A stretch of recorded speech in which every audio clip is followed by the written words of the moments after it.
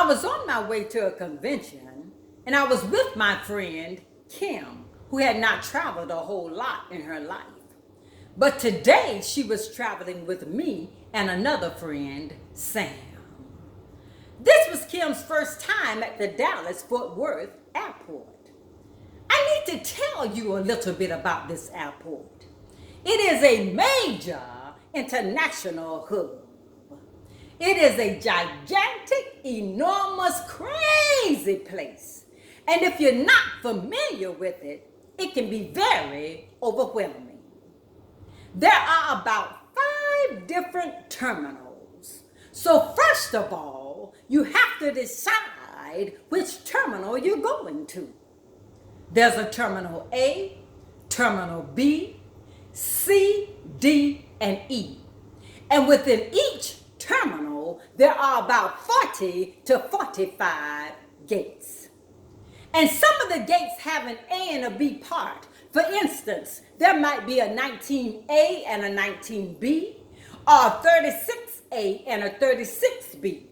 So you just really got to know where you're going at the DFW airport. So on this particular day that we were traveling, we needed to be at Terminal D. So we gathered all of our bags from the car and we headed to Terminal D. Sam and I got in line and we went through security, surprisingly, rather quickly. But for some odd reason, Kim ended up in a different line and it was moving rather slowly, so it was taking her a little longer to get through. So Sam and I were finished with security and we were on the other side, basically where they make you take off all your clothes, your shoes, your belts. Y'all know what I'm talking about. Meanwhile, Kim was still in the security line. So Sam decided to send Kim a text that said, "Our gate is 22A. We will meet you there, 22A."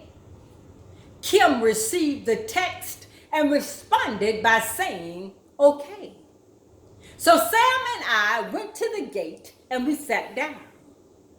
When it was time to board, we boarded the plane.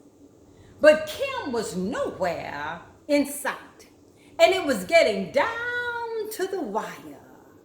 It had been about an hour since we left Kim at security, and gate 22A was literally just a few steps to the left of the security checkpoint.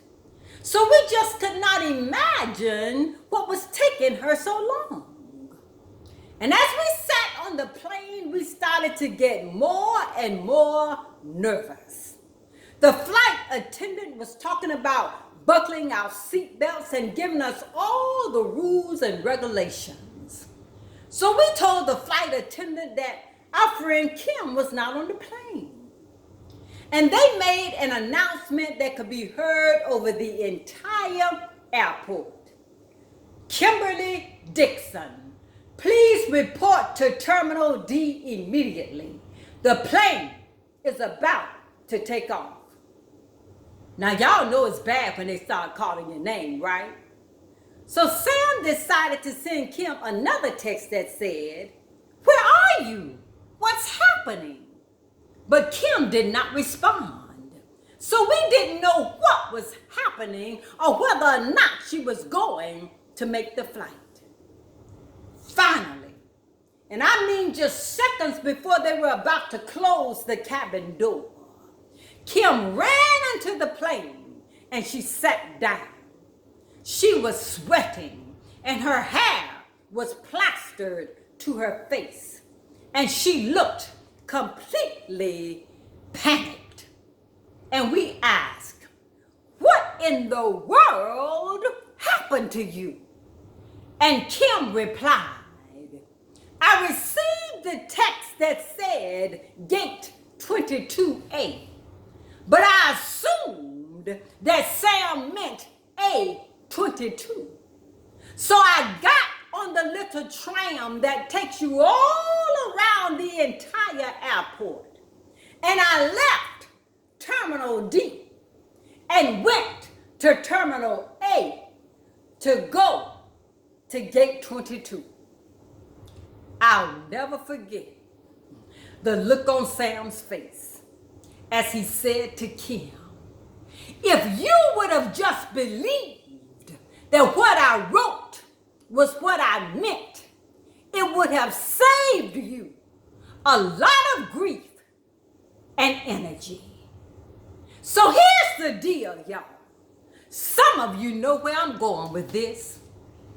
Take him at his word.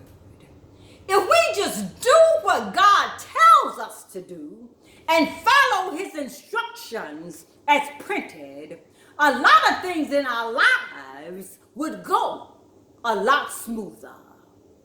So don't be like Kim and try to second guess or change anything. Believe me, what God said is exactly what he meant.